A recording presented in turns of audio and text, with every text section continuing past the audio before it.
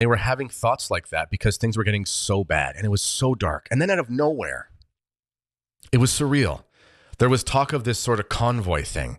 But what's been interesting to see is the global reaction to this. It's my opinion that there's something like a global convoy of resistance fomenting against Pope Francis. And it's good day, ladies and gentlemen. Do you guys remember late January, early February 2022? There was that not world changing, but an event that took the world by surprise. The Freedom Convoy.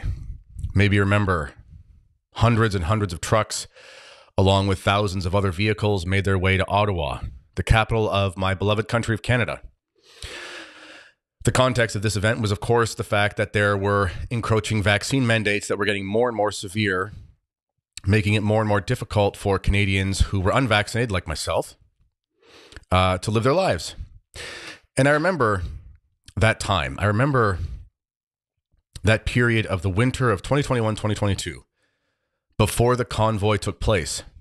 And things were very, very dark. Anyone who's an unvaccinated Canadian can probably relate.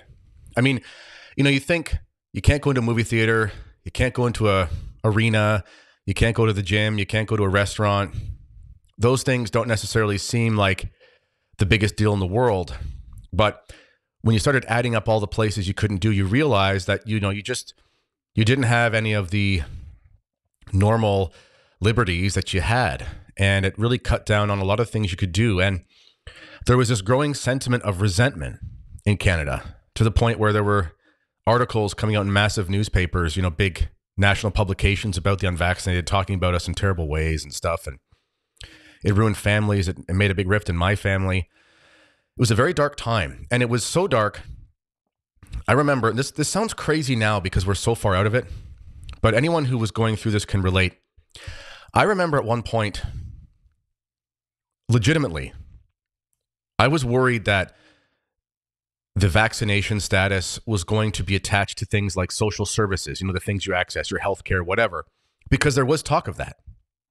And we never thought the vaccine passports would happen in the first place, let alone the continuing encroachment of more and more restrictions. And it was so surreal because I live in Ontario, Canada, 1 hour away from the American border.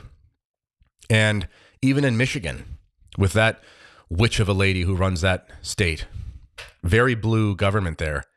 Even there, everything was done a year prior to us, everything. And even when it was on, it was nowhere near as severe as it was here.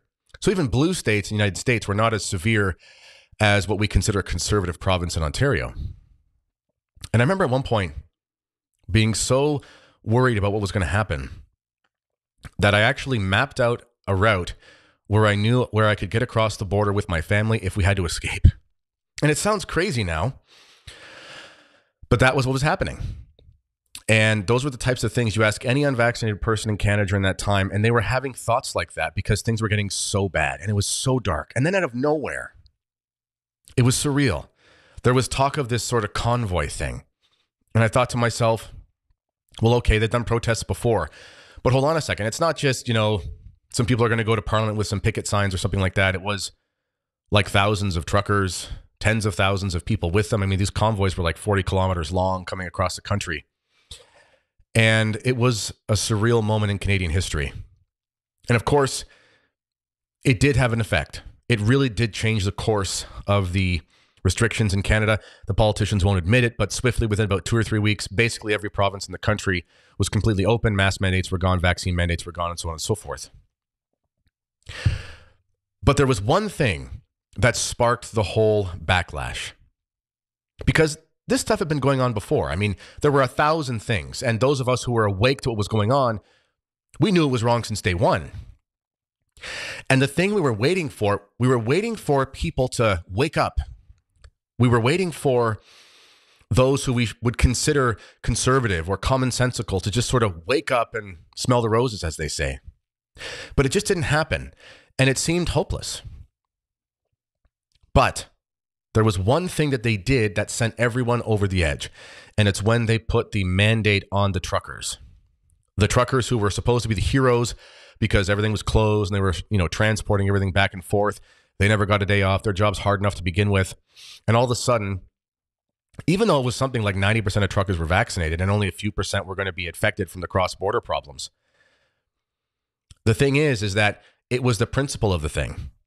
The average Canadian, the average sort of centrist, normal Canadian who was okay with a lot of the stuff and just want to put their head in the sand, all of a sudden they kind of woke up, and then out of nowhere you saw policy on a national scale change. You saw the Conservative Party of Canada. They're not perfect by any means, but they were supporters of all this segregation stuff, at least to a degree. And all of a sudden they flipped a switch, and all of a sudden they're pro, having all the mandates gone and all this kind of stuff. And the national conversation completely changed. And now the Liberal Party in Canada is probably polling around 20%. When there's an election in the next year or two, Justin Trudeau is probably going to have the biggest defeat in maybe one of the biggest defeats in Canadian electoral history. But after that came something that we're going to talk about, and I think there's some similarities here between what's going on in the church and what happened in Canada. I'm going to get to that, but first I just want to say seats are filling up for the Canadian Martyrs Men's Conference. It's happening February 17th, that weekend, 16, 17, 18, but the big day is the 17th. Tickets are $100. Those of you who already booked your spot for the evening social beforehand, we've got a bigger venue, so if you couldn't get a spot, we're going to have a bigger venue for that the night before the conference. For those of you coming out of town, myself, Father Stanis, Father Rion, Tim Flanders speaking at the conference. The majority will be from the priests, which is what we want. We're just there for the ride. And starts with Mass, whole day of speakers, rosary, good time. Everyone gets a cigar. It's the only traditional Catholic men's conference in North America. You don't want to miss it. It's only about an hour from the border. If you're coming from Michigan, hour and a half. If you're coming from New York, and it's 45 minutes, 50 minutes or so from the Toronto airport. So it's pretty accessible. Click the link in the description box for this podcast, and you will find what you need. So if you recall what happened, there was this big movement of, let's call it liberty, and everything was ending. But then what Justin Trudeau did is he came in with a nuclear option. And he brought in the Emergencies Act, which is effectively was something like martial law. Now, the thing is, that was really scary, but that also made everything worse, because not only did they lose their legitimacy because they let everything get to that point, but they lost their legitimacy even more because they went with an act that's reserved for the Emergencies Act is good legislation. It's essentially reserved for, if there's an alien invasion in Toronto and they don't want to have to go through Parliament and all the channels, it's just like the Prime Minister can say, I'm commandeering the military, go do your job, boys. I mean, it's pretty commonsensical. It's actually pretty fine legislation. It's only been used like twice in history, which makes sense. And but he abused it. And that made things even worse. And I think there's a parallel going on in the church right now. You see, those of us who are traditional Catholics, we've been awake to the nonsense coming out of the Vatican for a long time. And not just like awake, like, oh, that's kind of not so good. But we know that the spirit of modernism is at the heart of all of the destruction since the 1960s. And this recent document by Pope Francis and Cardinal Fernandez about the gay blessings, yeah, it's particularly egregious because of the issue at hand from a Catholic moral perspective. But the document itself is no different than any of the documents that have come out in the last 50 or 60 years. It's filled with scattered philosophical thought. It's filled with this sort of anthropocentric, personalist, modernist, Hegelian philosophy. And yes, again, the issue at hand is egregious for some, but as traditionalists, we're saying this is old news. But what's been interesting to see is the global reaction to this. It's my opinion that there's something like a global convoy of resistance fomenting against Pope Francis. And it's not coming from the laity. It's coming from the bishops. Pretty much the entire conference of Africa, or the entire continent, of Africa, has already come out with very forceful statements from all of their various bishops' conferences. The most forceful was from the Diocese of Cameroon, or the Bishops' Conference of Cameroon. And they said something I thought was so important. They said, and this is in French, but the word to bless in French is bénir. Benediction, it comes from the word bénir. To bless something in other languages besides English very clearly means to affirm something as good. The English-speaking world, because we don't use these Latin languages, a lot of people are kind of missing that. But the word bene, good, in Italian comes from the word benedicere in Latin, which means to affirm something as good. So a blessing is affirming something as good.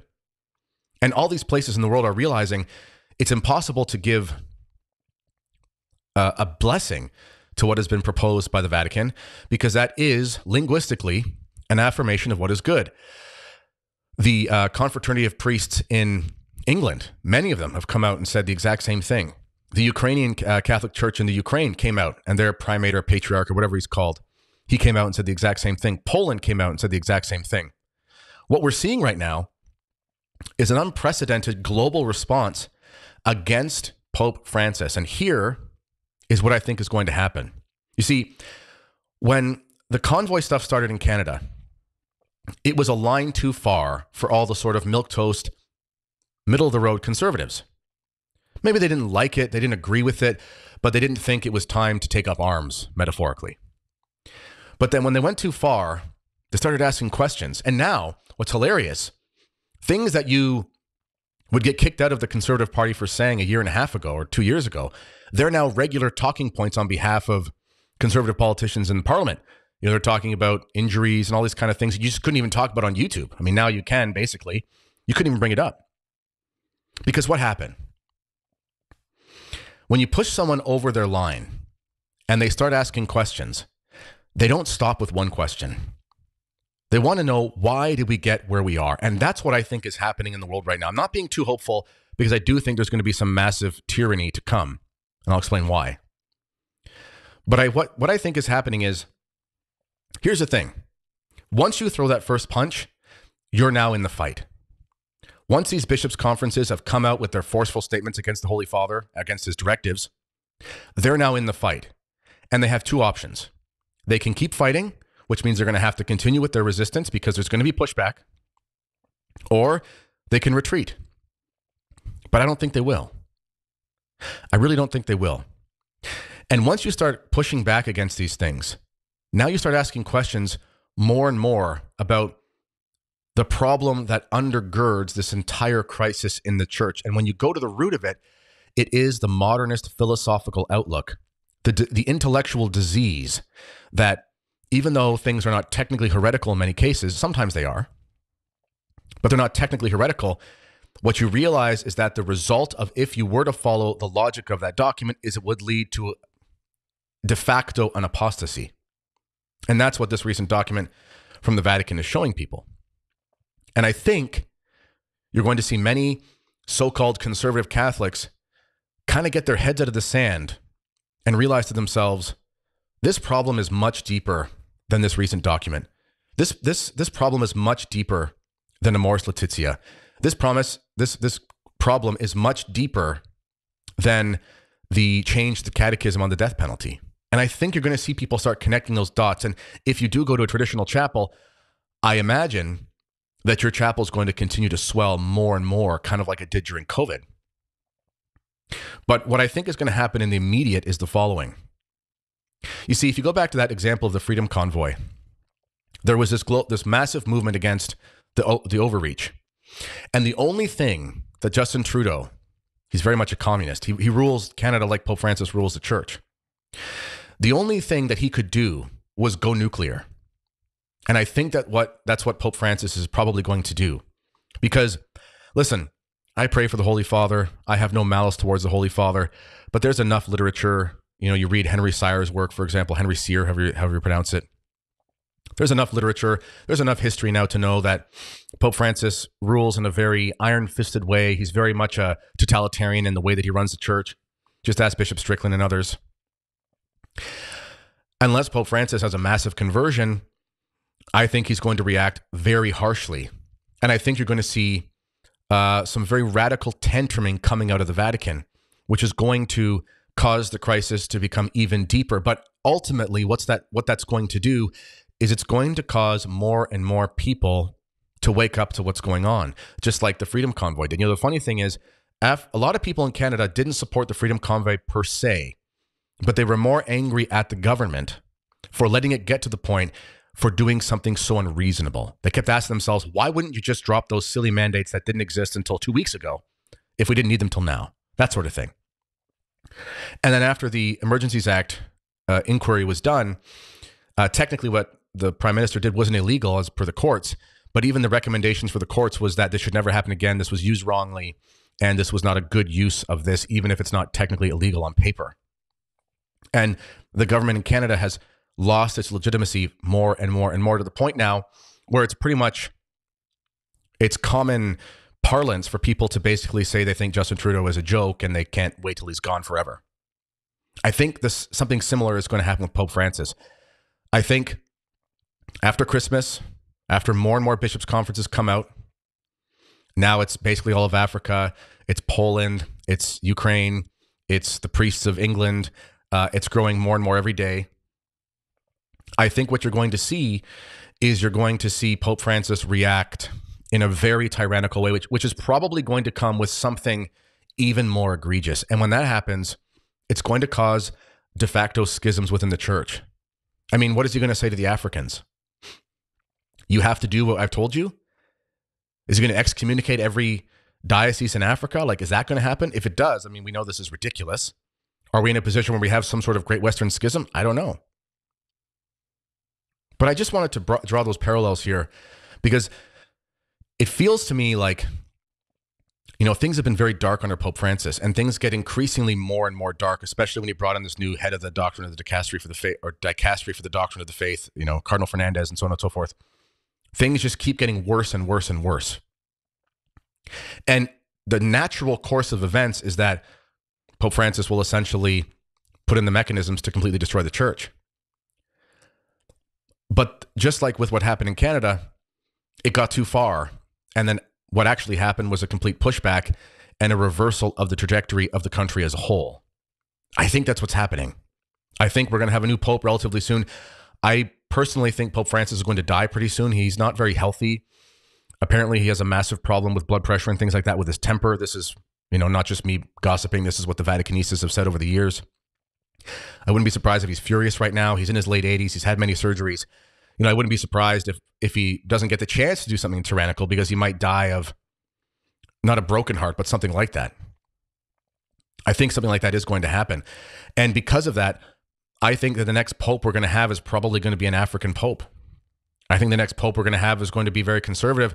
And I think that people are going to wake up to the point where they're going to realize that there's just no way to continue with this trajectory, and things have to change. And I think, in addition, they're going to see that all these Catholics who have been faithful are going to be so inspired by these bishops that they're going to become more generous.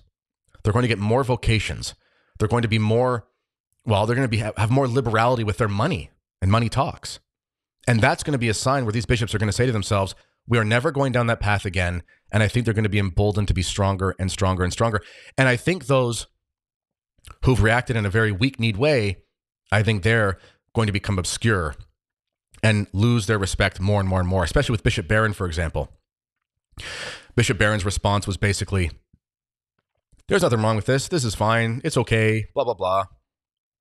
And that's just not going to cut it, because his audience is edging more and more conservative every day. There's only a few handful of very obscure Catholic apologists who are still holding on to this as being fine.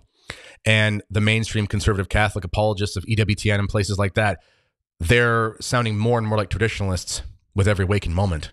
And they're starting to cast aside these ridiculous pope-splaining types. Last thing. I think one person we all have to thank for the reaction out of Africa is Archbishop Lefebvre.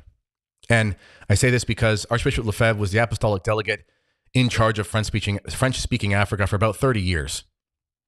And the country so far that has had the strongest response has been the French-speaking African country of Cameroon, where you should go read it. You can find a translation. I think Diane Montagna put it on Twitter if you look up her stuff.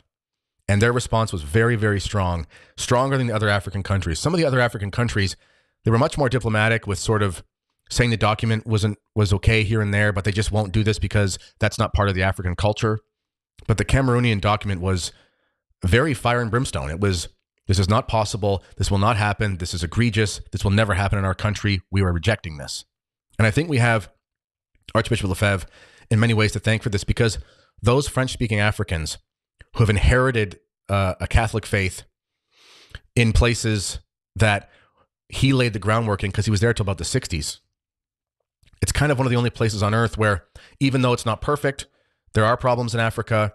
In many countries in Africa, the Protestant churches have started to overtake the Catholic churches because that's the result of the Novus Ordo Catholicism, is that the lines get blurred and people switch. That does happen. It's not perfect. Africa is not, without its faults, and they have work to do. But on a global scale, it's hard to find a place that has a stronger faith than that. And I think we have Archbishop Lefebvre largely to thank for that. So let us all ask for his intercession to continue praying for the strength of the African bishops. And if there's any clergy watching this, and I do know that some bishops and clergy do watch this. I know for a fact that some people in Rome actually watch it. So hello to those of you who might be in the Curia. Do the right thing. Give us a pope who's not a complete heretic. Have a conversion. Look to St. Thomas Becket. Maybe if you're not the greatest person, but then you get the office and you come out and you're willing to die for the faith, do something like that. So, as always, ladies and gentlemen, let me know what you think in the comments. This has been the Kennedy Report. Until next time, God bless. And also, we're 3 days from Christmas.